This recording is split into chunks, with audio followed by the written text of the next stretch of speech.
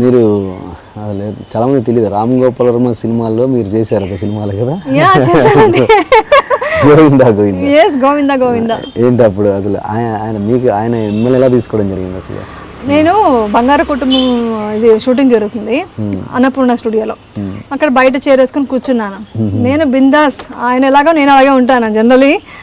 నాకు తెలియని వాళ్ళతో పరిచయం లేకపోతే వెళ్ళి హలో హాయ్ అని వెళ్ళి మాట్లాడాను. ఇలా కూర్చొని ఉన్నాను.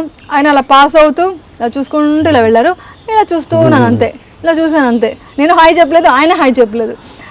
సెకండ్ డే నాకు ఫోన్ వచ్చింది, మేనేజర్ వాళ్ళది, అశ్విని దత్ గారి మూవీ కదా. ఆయన ఫోన్ చేసి మీరు లక్ష్మి యాక్ట్ చేస్తే ఓకే అని చెప్పారు, ఆయన డైరెక్టర్ గారు చెప్పారు చేయండి అన్నారు. అంతే సెకండ్ డే ఇలా చూసారంతే, ఆయన ఫిక్స్ అయిపోయింది ఈవిడ లక్ష్మి అనుకున్నారు. జీనియస్ కదా ఆయనకి ఎక్కడో థాట్ ఈవిడ బాగుంటుందని అనిపించింది అనమాట. అలా చేశాను. బట్ ఆయన ఇంటర్వ్యూస్ చూస్తే ఏదో కొంచెం ఇదిగా ఉంటుంది కానీ బట్ హీస్ వెరీ పొలైట్ అండి అండ్ వెరీ ఏమంటారు వెరీ సాఫ్ట్ నేచర్. అసలు నేను ఇక్కడ షూటింగ్ చేశాను కదా 2 days ఆ క్యారెక్టర్ ఉంది. చేసేంత వరకు ఎంత ప్లెజెంట్గా ఎంత బాగా మాట్లాడతారు. బట్ ఆయన మాట్లాడేటప్పుడు ఇక్కడ మాత్రం ఆయన నాకు అనిపిస్తాను ఏదైనా క్రియేట్ చేసుకుంటారేమో ఇలాగ అంతా అని కావాలని చెప్పుకుంటారని అది ఏమని ఒప్పుకోడు నిజమండి. ఆయన హీఈస్ వెరీ గుడ్ అండి, వెరీ ఫ్రెండ్లీ నేచర్ అండి.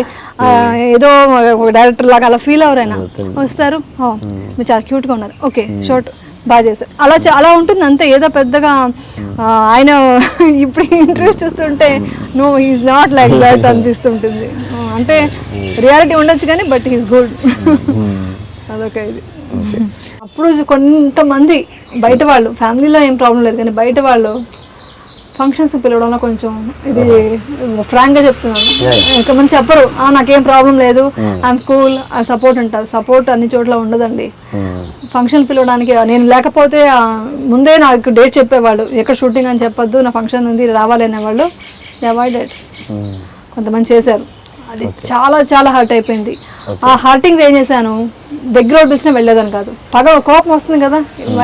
నేను వద్దనుకున్న వాళ్ళు ఎవరు వద్దు, నాకెవరు అక్కర్లేదు, నాకెవరు వద్దు అంతే, ఇలాగే ఉండేదాన్ని మొండిగా.